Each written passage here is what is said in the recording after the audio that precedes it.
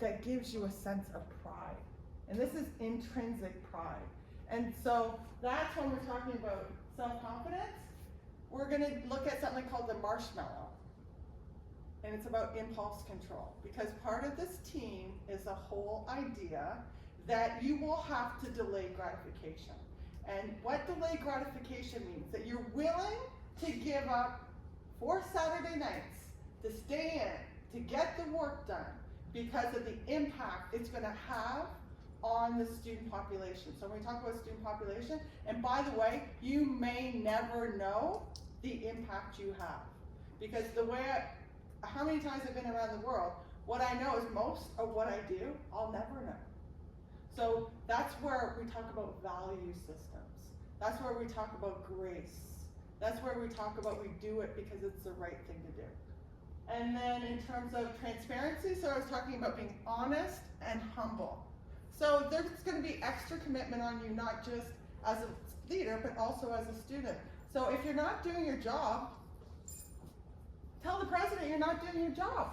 I can work with that. So for example, with students, I will have them write at a certain point, sometimes on the actual exam, how many hours they studied. So if they failed and they studied 10 hours versus if they failed and they studied no hours, that's a completely different situation. So you didn't study, cool. Why? Maybe you're not meant to be in this program. Maybe now is not a good time to be in this program. For some of you, over the next 12 months, you'll make the decision that you're not meant, this is not for you. Maybe leadership is not for you. That's honor. That's honor. When you speak up and say it's not a good time, it might be a better time next year. And those are conversations I have with students all the time. See that door? I use reverse psychology all the time. I go to class and I had 50 students talk me into, I'm like, just quit. Just quit school. You can just Google it. Just become a journalist without even going to school. And they talked me into my own job by the time I was done, because sometimes you have to, part of commitment to everything, Rich, is remember the first commitment is to yourself. You have to really know why, your why around it.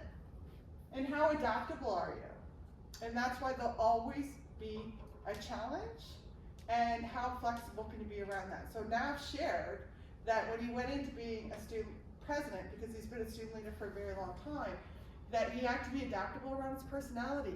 Because I guarantee all of us, our sort of go-to response to things, it works until it doesn't. And when it doesn't work, it's time for a change.